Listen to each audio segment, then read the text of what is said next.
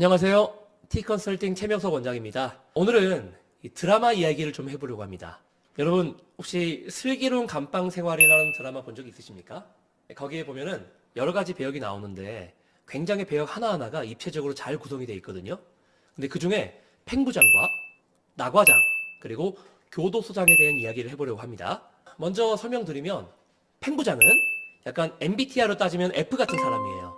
사실 일에 대해 역량은 좀 떨어집니다. 어떤 이 규범이나 규정들을 잘 외우고 있지도 못하고 그리고 상황에 따라서 좋게 넘어가려는 성향이에요. 대신에 이 교도소 내 재소자들 그런 사람들과는 이 마음을 서로 교감하고 뭐랄까요 진짜 의리를 다지는 그런 사람입니다. 근데 나과장은 이 팽부장하고는 정반대의 사람이거든요. 팽부장이 F라고 한다면 이 사람은 T예요. 극 T. 대신 일은 굉장히 깔끔합니다. 규정이나 업무 관련된 프로세스를 명확하게 이해하고 있고 그리고 감정이 없어요. AI처럼 굉장히 업무 중심적으로 일을 하는 사람이죠. 근데 이 교도소장은 약간 2% 부족한 사람이에요.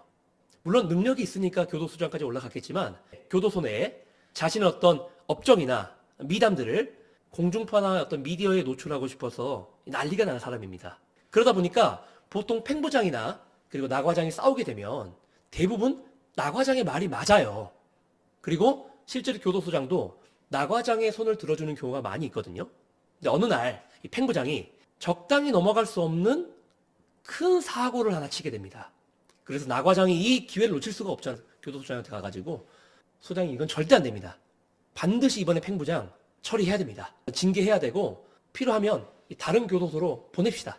이렇게 얘기하거든요. 근데 그 전까지는 나과장의 이야기를 대부분 다 허용해주고 들어줬던 교도소장이 밝게 웃으면서 이렇게 얘기를 해요.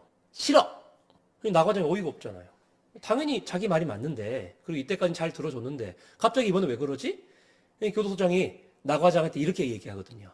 그래, 나과장 일 잘하는 거 잘 알아.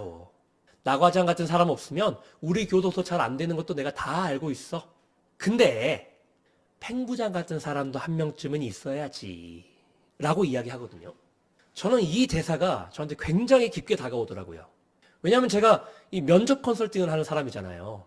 면접 컨설팅을 하다 보면 정말 다양한 사람들이 옵니다. 그래서 지원한 기업에서 필요로 하는 인재상이나 강점과는 다른 사람들도 많이 있어요.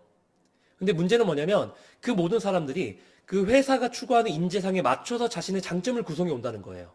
쉽게 말하면 MBTI F인 사람이 자기를 T라고 포장하면서 면접관에게 주장을 한다는 거죠. 근데 그게 먹히겠어요? 어떻게 F가 T 역할을 해요? 그리고 어떻게 T가 F인 척을 하겠습니까? 금방 뽀록이 난단 말이에요. 하지만 이 조직에는 이 조직의 인재상은 그러하게 있다 할지라도 실제로 다양한 역할의 사람들이 필요한 거거든요. 예를 들어 이런 겁니다. 업무 역량이 뛰어나요. 전문성이 있는 거죠.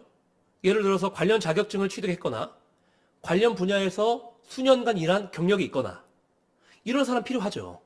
하지만 경력은 좀 부족하더라도 이 조직 내에 원만한 대인관계를 형성하고 조직의 분위기를 긍정적으로 만들어갈 그런 사람도 필요한 거예요. 그렇죠?